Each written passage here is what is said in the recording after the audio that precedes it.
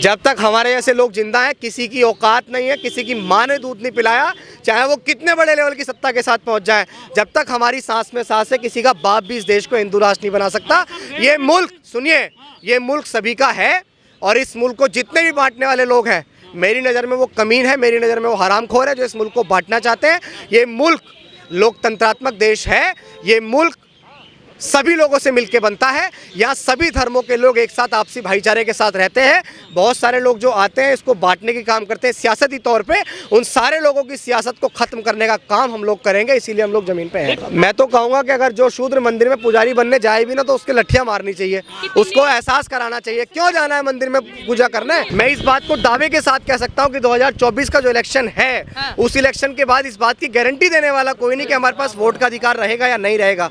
इस बात की गारंटी देने वाला कोई नहीं कि हम डेमोक्रेसी को बचा पाएंगे या नहीं बचा पाएंगे। तो 2024 का मैं अपने नेताओं से निवेदन करता हूं कि अपने पुरखों की विरासत को बचा लीजिए। मैं अपने नेताओं से निवेदन कर रहा हूं कि सड़कें सूनी हो चुकी हैं, इस सड़कों पे उतर के आंदोलन करना शुरू करिए। मान्यवर कांशी राम साहब अगर हमें सत्ता की चाबी दे पाए तो उससे पहले उन्होंने सड़क का रास्ता चुना था, उसके बाद हमें वो 4 बार उत्तर प्रदेश का मुख्यमंत्री बना पाए। तो हमें निवेदन है हमारे नेताओं से कि आप पुरखों की विरासत को बचा लीजिए। पहले अपने नेताओं को घेरिए, उनको कोठियों से बंगलों से बाहर निकालिए और उनसे बोलिए कि आप ईवीएम की लड़ाई लड़िए, क्योंकि जब इलेक्शन होंगे तो मैं सत्ता के अंदर मुख्यमंत्री बन के नहीं जाऊंगा। जितने लोग आज यहाँ ईवीएम की फाइट कर रहे हैं उतने लोग नहीं जाएंगे। आज ईवीएम के लिए हम लोग सड़क पे, कितने नेता पॉलिटिकल लीडर सड़क पे हैं, ये बड़ा सवाल है।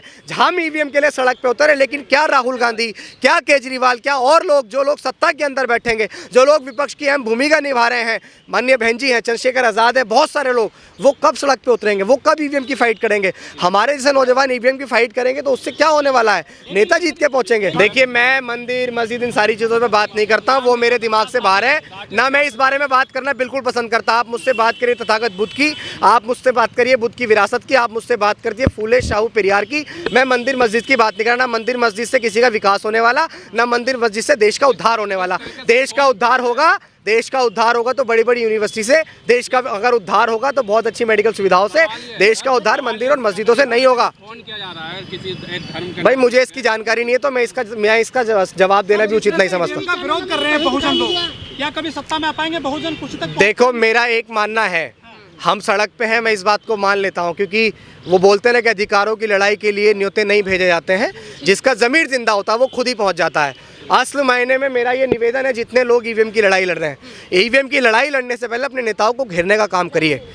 देखो, मैं अगर बड़ी बात कहूँगा कि पट्टा उनका किसी और के हाथ में है, और इसीलिए मैं कहूँगा अपने अधिकारों की लड़ाई लड़ने के लिए आपको खुद उतरना पड़ेगा। मैं फिर कहूँगा यार कि अपना घर अपना होता है, दूसरे की झोपड़ी, दूसरे के उसमें हवेली में रहने से अच्छा है अपनी झोपड़ी में आ जाओ ना। मैं फिर कहूँगा, आपने एक सवाल पूछा था, दलित पंचायत होने वाली है, ये मेरठ के अंदर दलित पंचायत होने वाली है। उस पंचायत का मुख्य उद्देश्य, एक तो इंदु शेखर की हत्या हुई और उसके बाद अभी जिस तरह से दलित पार्षदों की पिटाई हुई है, मैं कह रहा हूँ कि आने वाला जो वक्त है वो बेहद भयावह है।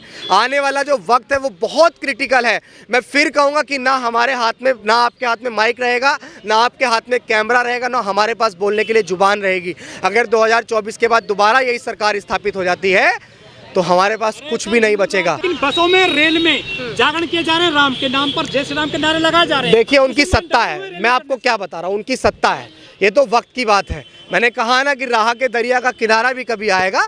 वक्त अगर आपका है तो क्या हुआ, वक्त तो कभी हमारा भी आएगा। अभी अपने नेताओं को झकझोरने का मैं तो आपसे भी कहूँगा कि मीडिया पे ज़्यादा से ज़्यादा आप लोग भी सवाल पूछिए कि हमारे नेता ज़मीन पे क्यों नहीं आ रहे हैं। जब हम लोग खासकर जब हम लोग डॉक्टर अंबेडकर की विरासत को बचाने की बात करते हैं, तो जितने भी लोग डॉक्टर अंबेडकर के नाम से नेता बने हैं वो लोग अलग अलग रास्तों पे क्यों चल रहे हैं, एक साथ होकर अपने लक्ष्य को क्यों प्राप्त नहीं कर रहे हैं? ये सवाल भी आप लोग पूछे। धन्यवाद। मंदिर में पुजारी बनेंगे क्या शूद्र, क्या लग रहा है सर? मैं तो कहूँगा कि अगर जो शूद्र मंदिर में पुजारी बनने जाए भी ना तो उसके लठियाँ मारनी चाहिए, उसको एहसास कराना चाहिए क्यों जाना है मंदिर में पूजा करने।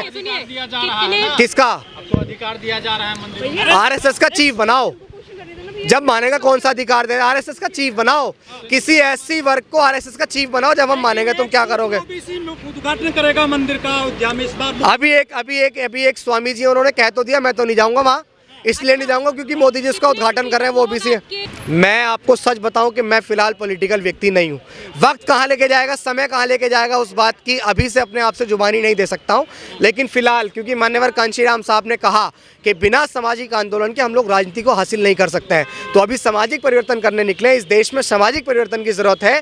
जाटव, वाल्मीकि, कोरी, कुर्मी, पासी, धोबी, धानु, गहीर, गडरिया, गुज्जर, जाट, नाई, यादव, तेली, कुमार, महार, डोम, पटेल, ये वो समाज है। इनके साथ और भी 6743 जातियाँ, जिनके साथ जातिगत तौर पर शोषण हुआ है, जिनके पुरखों को कभी स्कूलों के अंदर, विद्यालयों के अंदर घुसने के राइट्स नहीं थे, उन लोगों को, उन आवाम को आज एकजुट होने की आवश्यकता है। ओबीसी सोया हुआ है, सच्चाई क्या है इसमें? देखिए, मैं आपको बताता हूं कि मैं आपको सच बताऊं, आज वर्तमान समय में धीरे धीरे सब लोग जाग रहे हैं। पहले एससी वर्ग भी सोया हुआ था, जाग रहा है, ओबीसी भी सो रहा है, लेकिन आज वर्तमान समय में ओबीसी कम्युनिटी के अंदर से डॉक्टर लक्ष्मण यादव और बहुत सारे लोग खड़े हो रहे हैं। सब लोग अपने अधिकारों को जान रहे। धीरे धीरे परिवर्तन होता है, एकदम से नहीं होता। देखिए, अभी तो दूर दूर तक कुछ नजर नहीं आ रहा है, लेकिन हम प्रयास कर रहे हैं, हम अपने नेताओं को जोड़ने का प्रयास कर रहे हैं।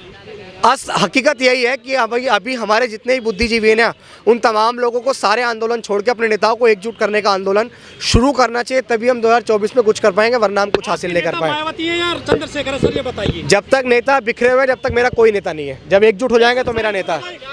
जो बीत गया है कल वो आज नहीं होता। सबसे ऊंचा उड़ने वाला पक्षी सिर्फ बाज नहीं होता, और जिस कौम के नौजवान संघर्ष नहीं करते उस कौम के सर पे कभी ताज नहीं होता। समाज के नेता अभी आपस में बिखरे हुए हैं। हाँ, बिल्कुल बिखरे हुए हैं।